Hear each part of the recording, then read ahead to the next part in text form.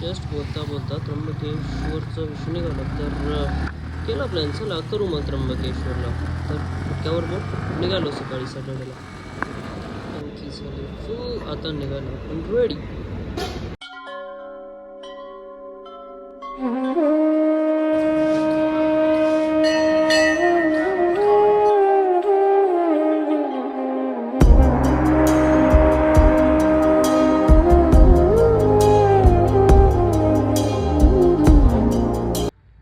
सुप्रभात मित्रांनो. तर सकाळचे 6 वाजता आले जवळपास आणि आज आपण या वर्षातली पहिली राईड त्र्यंबकेश्वरला काढतो आणि झाली आहे त्याची तयारी जवळपास. Play riding jackets, helmet, gloves.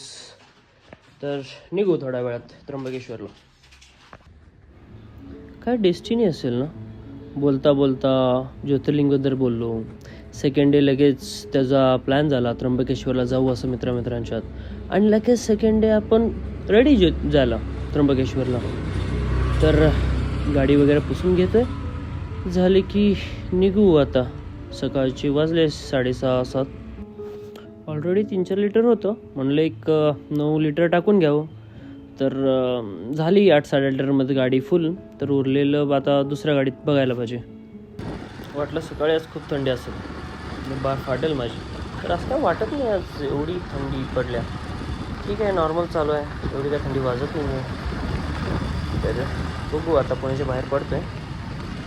अरे वा, रॅली व्हर्जन एक्सपर्ट्सचं यार. मी घ्यायच्या आधी हाच विचार केला होता ही घ्यावी, पण हाईट थोडीशी जास्त आहे, बजेट पण नव्हतं, आणि जेव्हा पैसे आले तेव्हा विक्री दिसली यार चांगला होता, तर मी विक्री घेतली मी तेव्हाच. जस्ट बोलता बोलता त्र्यंबकेश्वरचा विषय निघाला तर केला प्लॅन, चला करू मग त्र्यंबकेश्वरला. तर फटक्यावर मग निघालो सकाळी सॅटर्डेला. ही स्टोरी तर तुमच्यापैकी खूप जणांनी ऐकली असणार की एक दिवस ब्रह्मा आणि विष्णूमध्ये भांडणं होतं की यातला सर्वश्रेष्ठ किंवा सर्वात पॉवरफुल असं कोण. त्यावेळेस शंकर म्हणजे आपले शिव यांचं हे येतात आणि ते म्हणतात की त्यांचं त्रिशूल किंवा लाईट ची एक बीम पाडली जाते आणि त्या दोघांना ह्याचा एंड शोधायला लावला असता. तर विष्णू खाली जातात, ब्रह्मा वर जातात आणि ते त्याचा एंड शोधण्याचा प्रयत्न करतात. आणि ब्रह्माला काही ते घावत नाही, तरीही ते येऊन खोटं बोलतात की मला घावलं त्याचं. आणि विष्णू ॲक्सेप्ट करतात की मला नाही घावलं, मी हारलो. तर शिवजींना माहीत होतं याचा एंड नाही आहे. तर ब्रह्माला असा शाप दिला गेला तेव्हा की तू बाबा पृथ्वी तलावर नाही राहायला पाहिजे, त्याची कोण पूजा नाही करणार. आणि ती जी लाईट होती ना, लाईटचे टोटल असे आधी 64 पीसेस किंवा तुकडे पडले होते. बहुतेक ही महाग राहिले, आपल्याला जाऊन घ्यायला पाहिजे त्यांना. बघू थोडं, 1 मिनिट. काहीतरी इश्यू झालेला दिसतोय त्यांचा बहुतेक. एक काम करू, बघून यूट्यूबवर जरा नक्की काय इश्यू झाला आहे त्यांचा.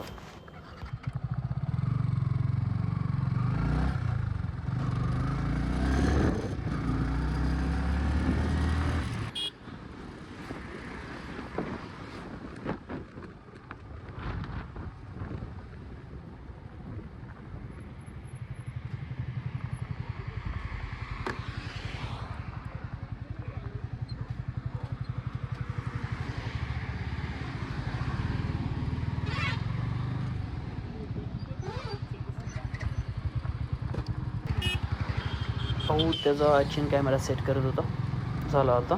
चला निघू.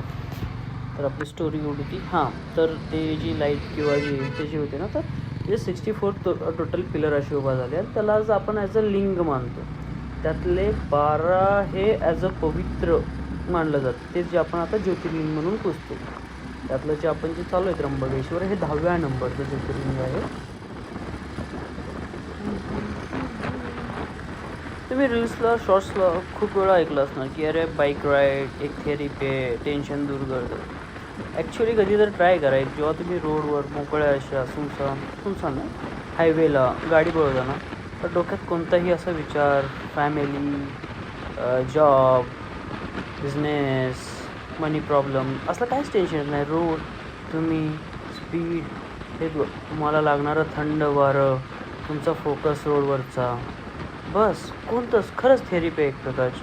कोणतेच विचार नाही. जेव्हा तुमची गाडी अशी एकदम सुसाट रस्त्याने पळत असते ना, दुसरा कोणताही असा विचार तुमच्या डोक्यात येत नाही. असं एक वाटतं की बाबा आयुष्यातून ब्रेक घेतो आपण एक खरंच एक चांगला.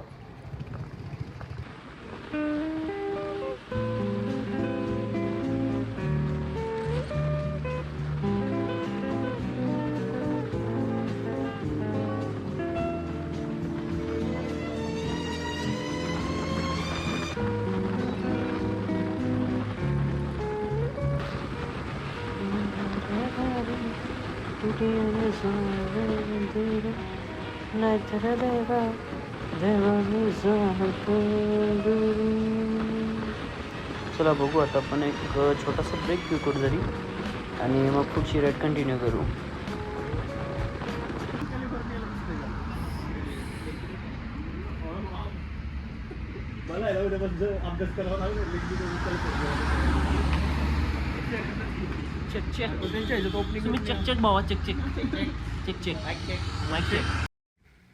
मस्त अशी मिसळ आणि चहा झाला आपला.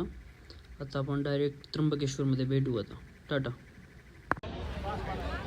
जर तुम्हाला डायरेक्ट दर्शन हवं असेल तर 200 रुपये देऊन तुम्ही डायरेक्ट दर्शनही घेऊ शकता. पण ते 200 रुपये देऊन डायरेक्ट जाण्याचा जो पास आहे तो घेण्यासाठीच एवढी मोठी लाईन आहे. म्हणजे ते पास घेऊस तोपर्यंतच तुम्हाला तास दीड तास जातील. तर त्यामुळं आपण विचार केला की डायरेक्ट फ्री पासच्या लाईनमध्ये जाऊ आणि करू दर्शन.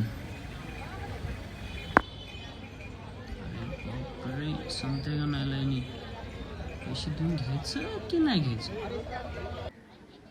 बापरे, फ्रीची लाईन तर त्याहून मोठी. मला नाही वाटत 3-4 तास तरी आपला नंबर येईल दर्शनाचा. 3:30 वाजले. बघू आता नंबर कधी येतो आपण.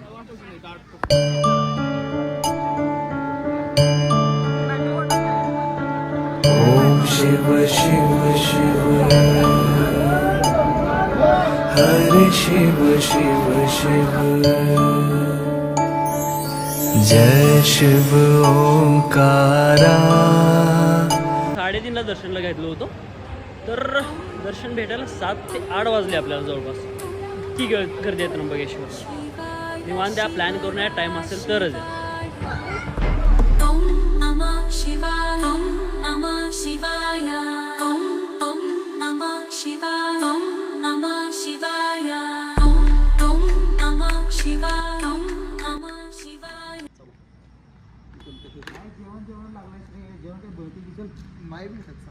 नाही जेवायला भेटलं तर मग अवघड होतं. लागते